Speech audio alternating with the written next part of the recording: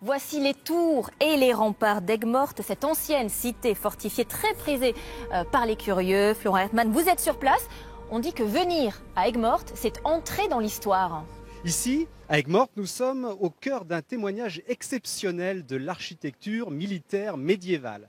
Près d'un kilomètre, plus d'un kilomètre et demi de remparts, flanqués de 20 tours, spectaculaires par leur hauteur et leur état de conservation.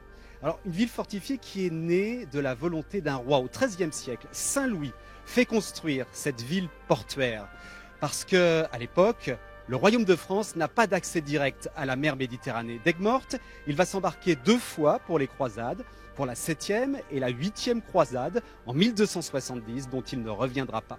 Le clou de la visite, ici à Aigues-Mortes, c'est la tour de Constance, un donjon où furent emprisonnés des Templiers, puis après des femmes, des protestantes au XVIIIe siècle. Alors quand on monte sur les remparts, on peut découvrir un point de vue unique sur les étangs qui entourent la cité fortifiée.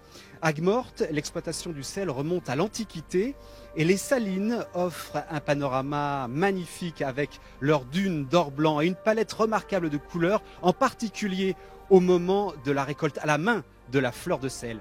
Un site fortifié entouré d'un espace naturel préservé où l'on peut admirer ses plus majestueux habitants, les flamants roses.